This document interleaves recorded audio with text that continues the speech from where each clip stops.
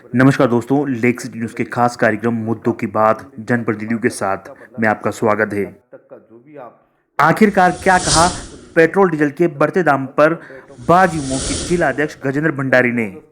क्यों वल्लभ नगर में जीतेगी बीजेपी? क्यों सचिन पायलट व अशोक गहलोत कोरोना काल में भी सत्ता के लिए लड़ते रहे? आखिरकार युवा क्यों दलदल समझता है राजनीति को?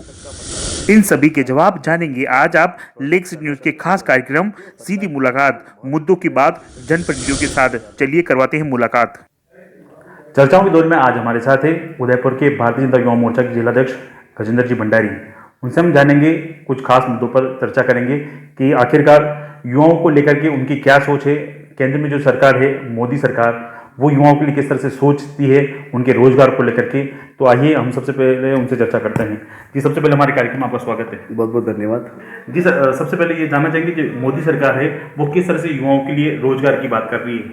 देखिए, कोई भी सरकार हो, उस सरकार को लाने का श्रेय आज की तारीख में युवाओं को ही जाता है कि युवा ही एक ऐसा जोश है जिसका अपोजिट होता है वायु, और वायु जिस दिशा पे परिवर्तित होती है तब उसी तरफ की ओर परिवर्तित हो जाता है। 2014 की हम जब बात करें, तब मोदी जी का गोवा के अंदर देश के प्रधानमंत्री के नाम पर आह्वान हुआ, तो सभी पूरे देश के अंदर एक ही नाम चला, मोदी मोदी मोदी। और आप देखिए कि युवा वर्ग पूरा रोड पर आके देश का प्रधानमंत्री बनाया नरेंद्र भाई मोदी जी को।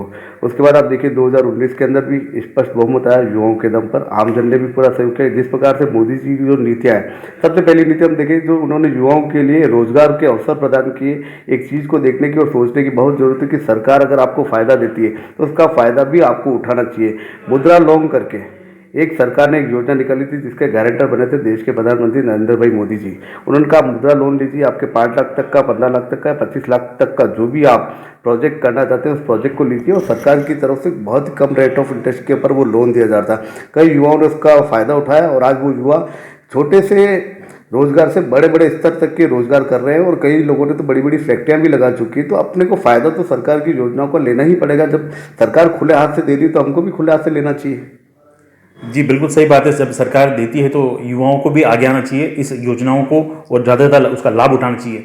लंबे समय से गजेंद्र जी जो हैं वो युवा मोर्चा जिलाध्यक्ष बने हुए हैं। उनकी पदोन्नति को लेकर जानेंगे, आखिर उनकी पदोन्नति को लेकर के क्या कुछ प्रयास किए जा रहे हैं। पदोन्नति का तो ऐसा है कि संगठन निर्णय सर्वोपरि होता है। 2003 से लेकर 2010 तक मैंने विद्यार्थी परिषद में काम किया, जिसमें महानगर मंत्री, विभाग संयोजक, प्रदेश प्रतिनिधि के दायित्व पर जिम्मेदारी निभाई है। 2011 से 2015 तक मैंने युवा मोर्चा शहर जिला महामंत्री का काम किया है, और 2016 से 2021 तक अभी युवा मोर्चा शहर जिला अध्यक्ष हूँ। तो इसको शायद मैं पदोन्नति मानूंगा कि संगठन ने कार्य को देखते हुए और सभी भाई लोगों के सहयोग से, सभी कार्यकर्ताओं के सहयोग से अभी तक जो पदोन्नति हुई है वो इसका मैं श्रेय पूरे संगठन को दूंगा और सभी कार्यकर्ताओं को दूंगा, और आगे जो भी होगा वो अच्छा ही होगा। सर, हाल ही में जो एक प्रदेश कार्यकारिणी बनी थी, घोषित हुई थी, उनमें मेवाड़ से किसी भी कार्यकर्ता को उसमें तवज्जो नहीं दी गई, जगह नहीं दी गई, उसको लेकर के क्या कुछ कहेंगे आप? देखिए, संगठन ने जो भी किया होगा वो सोच समझ के किया होगा। निश्चित तौर पर सभी के मन में, युवाओं के, मेवाड़ के युवाओं के मन में सवाल जरूर आता है कि मेवाड़ से हमेशा जिसकी भी सरकार बनती है वहाँ से मेवाड़ का काफ़ी प्रभाव रहता है। अभी हम पहले विपक्ष में भी है तो भी मेवाड़ से काफ़ी सीटें आदरणीय गुलाब चंद जी कटारिया के नेतृत्व में विपक्ष के रूप में हमारे पास है। लेकिन ऐसा नहीं है कि हर बार संगठन मुझे ही मौका दे या किसी और को भी दे सकती है। संगठन ने निश्चित तौर पर मौका नहीं मिला तो हो सकता है कोई ना कोई कारण रहा होगा। निश्चित तौर पर मैं तो मानता हूँ राजनीतिक क्षेत्र में जो भी होता है वो अच्छे के लिए हो सकता है कि आपके आने वाले टाइम और कुछ अच्छा हो।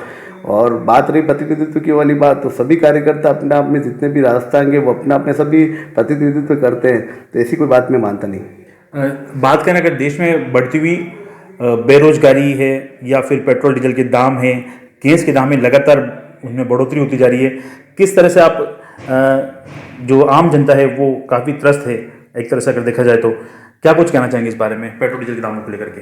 देखिए, पेट्रोल और डीजल के दाम जो है वो हम भी मानते हैं कि एक सुई से लेकर एक एरोप्लेन तक का सफ़र महंगा करती है, ठीक है।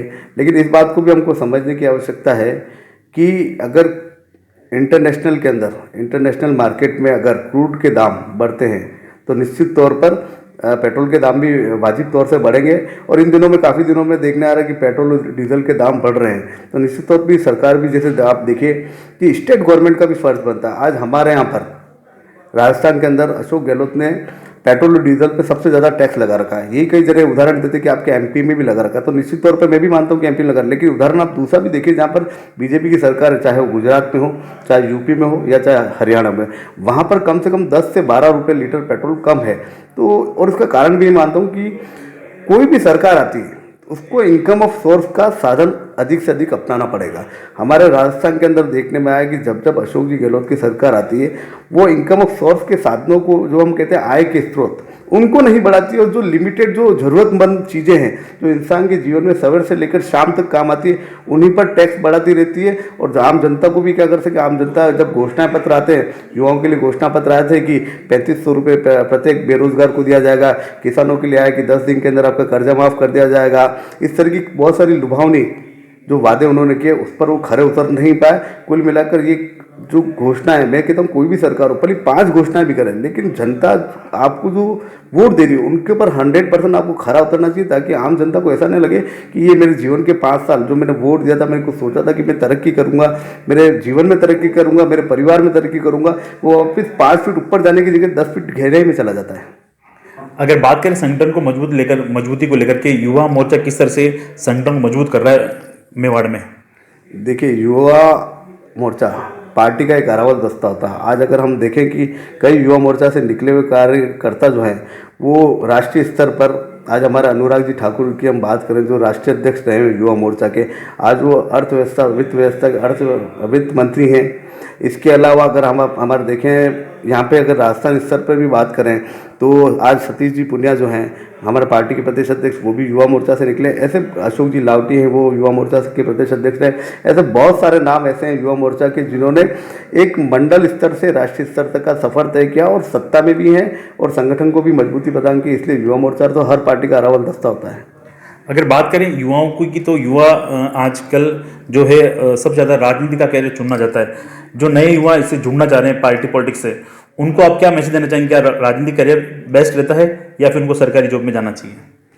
देखिए, पहले के युवा में और आज के युवा में काफ़ी अंतर है। देखो, पहले के टाइम में क्या होता था, केवल पढ़ाई करनी है या फिर कोई अन्य साधन नहीं होते। आज की तारीख में हर युवा जो है वो अपने कैरियर को लेके काफ़ी सीरियस है। उसके बाद आप देखिए कि नेट के माध्यम से या फिर आप देखिए पढ़ाई के माध्यम से वो हर कंपटीशन के अंदर आगे बढ़ना चाहता है, और राजनीतिक क्षेत्र में कम इसलिए आना चाहता है कि कई बार तो उनको लगता है कि राजनीति का क्षेत्र दलदला क्षेत्र है, बहुत गंदा क्षेत्र है, लेकिन ऐसा नहीं है।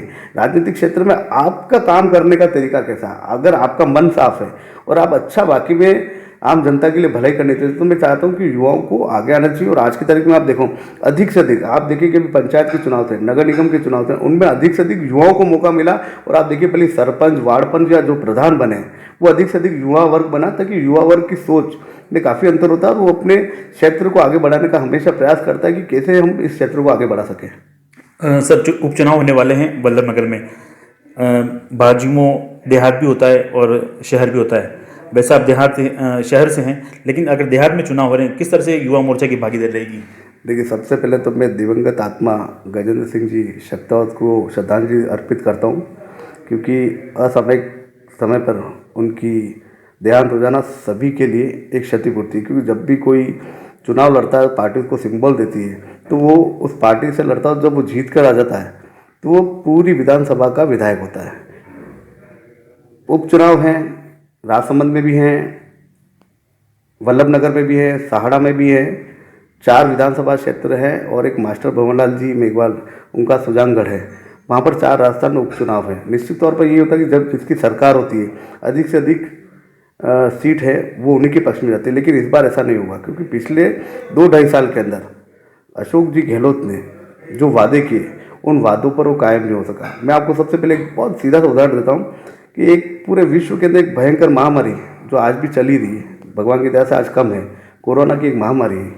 आपने ये देखा होगा, अशोक जी गहलोत और सचिन जी पायलट, ये इनकी आपसी की लड़ाई को लेकर कभी जयपुर में थे पैरामाउंट होटल में और कभी जैसलमेर की सूर्यागढ़ होटल में अपनी सरकार को बचाने के लिए लगे हुए थे। उस समय उनको जनता के बीच में होना चाहिए, क्योंकि जनता का प्रतिनिधित्व, उसको हम कहते हैं जनसेवक। जब वो आपको चुन कर जयपुर या दिल्ली भेजता है तो वो ये सोचता है कि संकट के समय में ये हमारा जनप्रतिनिधि हमारे साथ में खड़ा रहेगा। लेकिन इनमें से एक भी जना जनता के समक्ष खड़ा होने था। अब ये इसी का उदाहरण मैं देता हूँ भारतीय जनता पार्टी का। भारतीय जनता पार्टी का हर मोर्चे का, पार्टी का हर कार्यकर्ता एक वार्ड स्तर से लेके मंडल से लेके जिले तक आम जनता के लिए खड़ा होता, चाहे वो भोजन के पैकेट हो, लॉकडाउन किचन हो, मास्क वितरण हो, सैनिटाइज हो, चाहे ब्लड डोनेशन हो। मैं ब्लड डोनेशन की बात करना चाहूँगा कि लॉकडाउन के अंदर उदयपुर शहर के अंदर ने 4 ब्लड डोनेशन करा है, हर एक महीने के अंदर 4 ब्लड डोनेशन किए, जिसमें 890 यूनिट ब्लड डोनेशन किया। जिस टाइम पे बीमारी का समय था कि लोगों को डर था कि कहीं बीमारी नहीं हो, लेकिन युवा मोर्चा के कार्यकर्ताओं ने सेवा का ही काम किया।